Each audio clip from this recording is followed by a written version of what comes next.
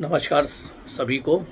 भाइयों, मैं मनीष त्रिपाठी प्रयागराज से आप सबके बीच में एक छोटी सी बात लेके आया हुआ हूँ। सुबह से बड़े फ़ोन आने लग गए, बड़े मैसेजेस आने लग गए कि सर कुछ यूट्यूब पे कुछ ऐसी वीडियोस लोगों ने डाली हैं, कुछ ऐसे सवाल किए हैं जिसकी वजह से लोग कंफ्यूज हो रहे हैं, समझ नहीं पा रहे हैं, अपनी आस छोड़ रहे हैं।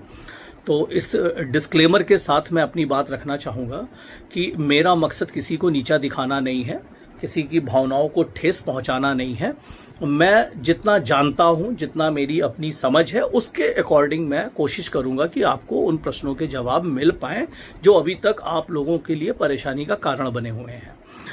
पता नहीं क्या अचानक से लोगों को सूझी है, ऐसा क्या उनको सिम्टम मिल गया है कि वो सच बोलने पे उतारू हैं, सो कॉल्ड सच जो उनकी निगाह में है।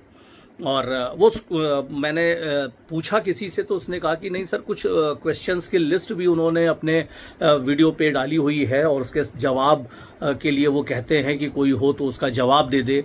तो मैं कोशिश करता हूँ, मैंने कहा भेजो यार, कौन से सवाल ऐसे हैं जो सब तो नहीं दे सकता मैं, क्योंकि जो मेरी अपनी लिमिट में है, जो मेरी अपनी नॉलेज में है, जो रीच में है, मैं कोशिश करूंगा उनका अगर सही जवाब हो पाया तो मैं दे सकता हूँ। अब कुछ लोगों को केबीसी खेलने का शौक चढ़ा है तो उसमें क्या ही किया जाए।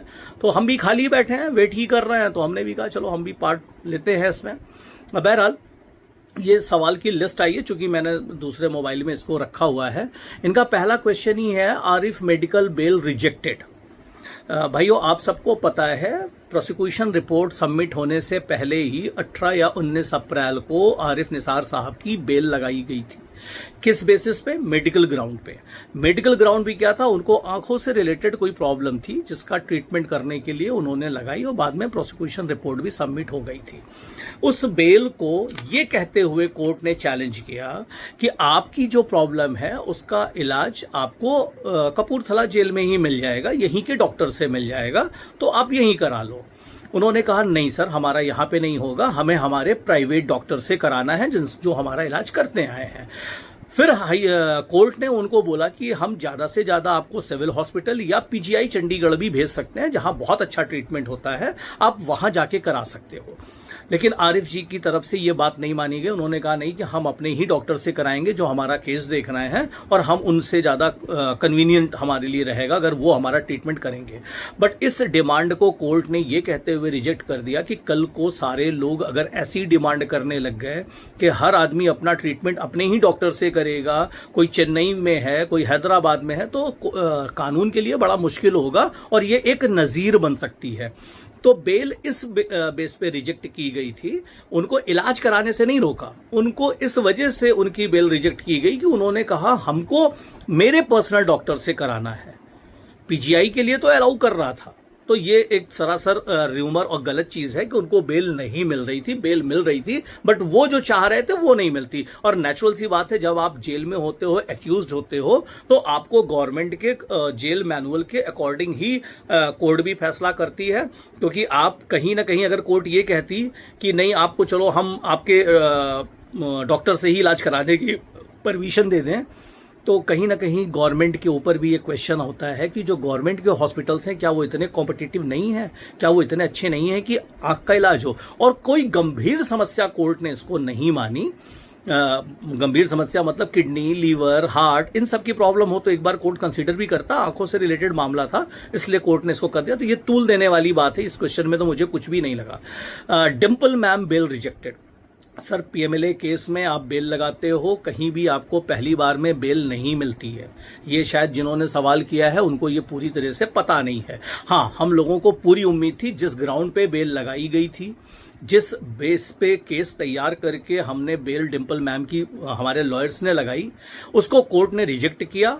ये बड़ा शॉकिंग रहा सबके लिए, बिकॉज पीएमएलए कोर्ट ही थी, ईडी की कोर्ट होती है, एक तरह से हम उसको मानते ही हैं। और जो अपोज किया ईडी ने, ये कहते हुए अपोज किया कि डिम्पल मैम पहले भी बाहर जाने की कोशिश कर रही थी, अगर इनको छोड़ा गया तो ये फिर से बाहर जा सकती हैं। कितनी मजे की बात है, इसको किसी ने पॉइंट आउट नहीं किया कि जब ईडी के वकील ये कहते हैं कि अगर इनको बेल दी गई तो ये देश छोड़ के बाहर भाग सकती हैं, वो भी तब जब लुकआउट नोटिस निकला हुआ हो और डिंपल जी का पासपोर्ट जमा हुआ हो, एक तरह से ईडी के वकील ने यह साबित करने की कोशिश की कि हिंदुस्तान की सिक्योरिटी सर्विसेज ना के बराबर है। यानी कोई भी आदमी कभी भी इस देश से बाहर निकल सकता है, भले उसका पासपोर्ट जमा हो, भले उसके खिलाफ लुकआउट नोटिस हो। इतना हल्का करके उन्होंने बना दिया। लेकिन चूंकि पहली ही बेल थी, रिजेक्ट करना बनता भी होता है, पीएमएलए कोर्ट है, वो उनके ऊपर निर्भर करता है, जजेस के ऊपर। उन्होंने क्यों नहीं किया? तो ईडी ने अपोज करने का ये कारण बनाया था कि को एक्यूज्ड हैं, इसलिए इनको बाहर भेजा गया तो ये बाहर भाग सकती हैं। लेकिन मजे की बात है, अब कैंसिल कर दी उसकी, तो उसकी दोबारा भी हम लोगों ने उसको लगाई भी नहीं है बेल, क्योंकि उसके पीछे का कुछ और बैकएंड पे काम चल रहा है।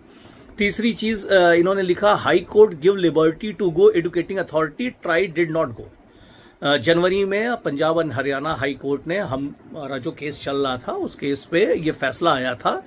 दो चीज होती है, या तो आप जीतते हो या हारते हो, लेकिन ये अनोखा फैसला था, बीच का दे दिया। तो बीच के फैसला देने का एक चीज आपको समझ में आनी चाहिए। जिन्होंने ये सवाल किया शायद उनके दिमाग में ये बात नहीं जा रही है, अगर व्यू नाउ मनी रोटेशन कर रहा होता, फ्रॉड कर रहा होता, तो आपको एजुकेटिंग अथॉरिटी के पास भेजने की जरूरत नहीं थी कोर्ट को, वो वहीं से सीधे आपको जेल भेजने की बात कर देता। बट कोर्ट ने बीच का रास्ता दिया, बिकॉज कोर्ट को भी कुछ ऐसे डॉक्यूमेंट पेपर दिखे, मिले, जिससे उनको ये समझ में आया कि नहीं, दोनों की बातों में दम है और इसको कोई टेक्निकल अथॉरिटी इसको सेट करेगी तो ठीक है। प्रॉब्लम है एजुकेटिंग अथॉरिटी के पास जाने में कोई दिक्कत नहीं है, वहां पे महीनों महीनों लगते हैं, क्योंकि वो एक प्रक्रिया के तौर पे है। कंपनी को जल्दी रेमेडी चाहिए थी, इसलिए वहां की जगह उसने सुप्रीम कोर्ट जाने का निर्णय किया और सुप्रीम कोर्ट में पिटीशन भी फाइल की।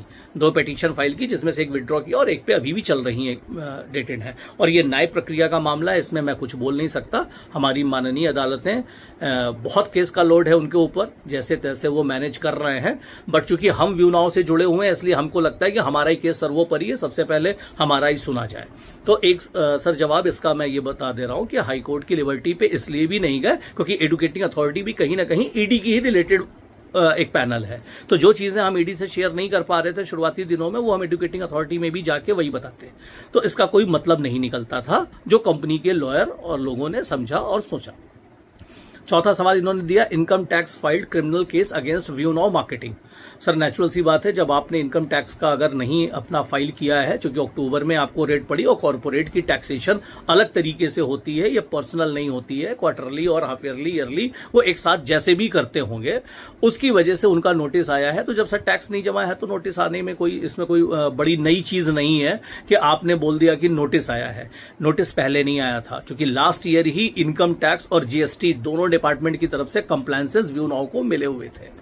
तो ये भ्रम फैलाने की, एक तरह से सवालों के जरिए भ्रम फैलाना कि क्यों, और नोटिस तो हमें भी आएगा सर। सितंबर लास्ट डेट है इनकम टैक्स फाइल करने की। अगर हम फाइल नहीं कर पा रहे, चूंकि रेंट नहीं आया है, बहुत से हमारे ड्यूज हैं, अगर वो हम नहीं कर पाएंगे तो नोटिस हमें भी आएगा। इसमें कोई नई चीज नहीं है। तो इनकम टैक्स अपना काम कर रहा है, आपको किराया नहीं मिल रहा, आप ईएमआई नहीं जमा कर पा रहे, लेकिन बैंक तो नोटिस दे रहा है ना आपको। बैंक ये थोड़ी समझने को तैयार है कि व्यू नाउ के साथ प्रॉब्लम है। सेम वही चीज है, इनकम टैक्स में इससे कोई लेना देना नहीं था कि आप क्या कर रहे थे क्या नहीं कर रहे, तो उसको उसका हिस्सा चाहिए, वो नहीं मिल रहा तो उसने नोटिस डाल दी, एक कर दिया। वो भी कंपनी फाइट करेगी उसके साथ, पूरे मेरिट के साथ। बाकी अगला